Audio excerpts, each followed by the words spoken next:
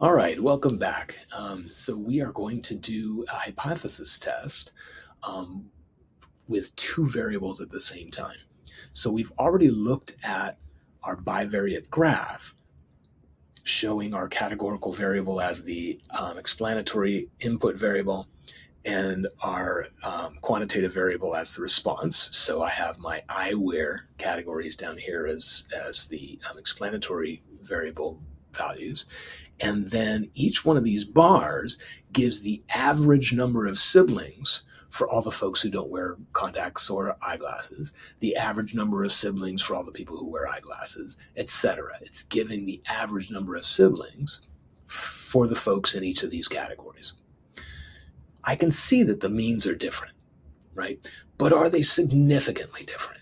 That's what I'm going to do my hypothesis test for, is to see if these differences are so different that I wouldn't expect them to just happen by a sampling variability, but that there's enough evidence to think that the means themselves in the population are different.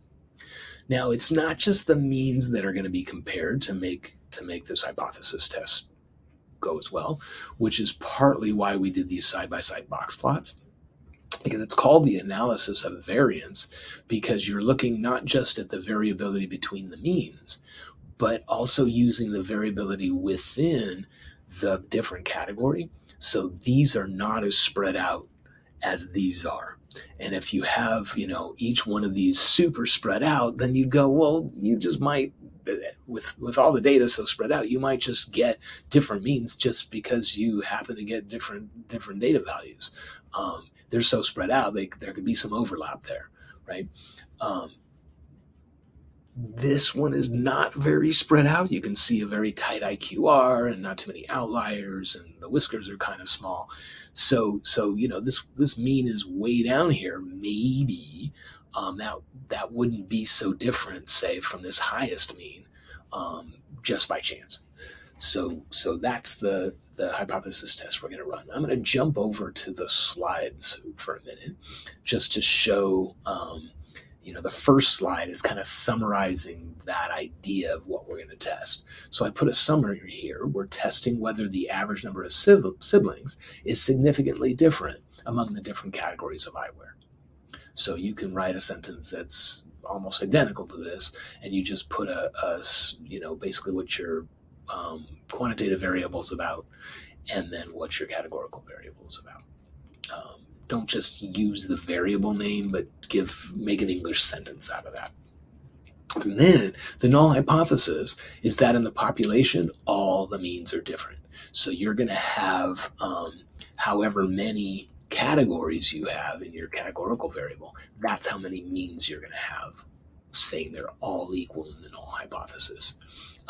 Just FYI to get these subscripts, like if I want to, here, I'm going to do mu sub 4 by hand.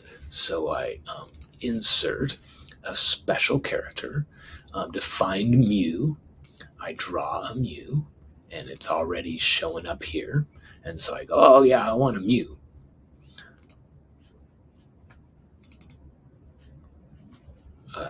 Why isn't that giving me a mu?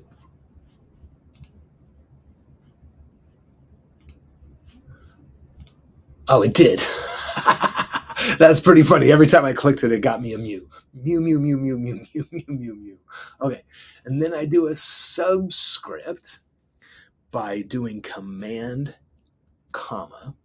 It didn't look like anything happened. But now when I type my little 4 for the fourth population mean, that 4 goes down there. If I want to get out of the subscript, because maybe yours has 5 categories, I do another command, comma, and then I can put another equals, and it's not in the subscript. But that's how I got these mu1, mu2, mu sub 3, mu sub 4 in here. I only have 4 categories, so I only need 4 mu's. All right, that's the assumption we're going to make, that the population means are all equal to each other. And then the alternative is that at least one of the means is different from at least another one of the means. They're not all equal. There's some difference in there. Maybe they're not all different from each other, but at least one of these means is different from another one. All right, that's setting up our test, and I'm going to just do a little bit more to look at how we get that test to run. And I'm probably going to do more than one video to do this. So the first thing we got to do, pardon me, I went too far. The first thing we have to do is import statsmodels.formula.api as SMF. There's another package that we have to load in before we can use their function. And so the function that we're using is the OLS function. So I'm going to make this thing called model1, and it's equal to this SMF command dot OLS parentheses, and then it's got formula equals something, and then data equals df. So this second part after the comma, the data equals, you just name the data frame. And we've been using df, and probably you all have as well. This formula has to be done correctly. And so what it is, first off, it's in quotes. The whole formula has an open quote and a closed quote. And then within that, the first thing is your quantitative variable name, without the df bracket, just the variable name. And then tilde. This is a tilde. On my keyboard, it's command backtick. It's right next to the 1 key, to the left of the 1 key. So command, I'll just do another one, command that thingy, and then I get a tilde. Command shunk. Oh no, not command, shift. My goodness. It's like going, what the heck you doing, Rick? There we go. A bunch of tildes. Okay. And then this next thing is a capital C standing for categorical. So I don't know why you don't have to put a Q on here, but you don't. Categorical parentheses, and then your categorical variable name.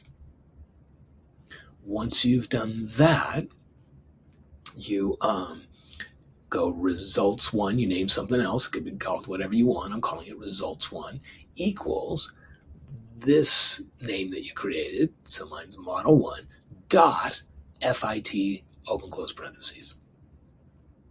And then you print those results, dot summary, open close parentheses. So put all three of these in the same block, and you run that, and you get a pretty big output. So I'm going to stop here, and I'm going to make another video where we continue on by analyzing that output.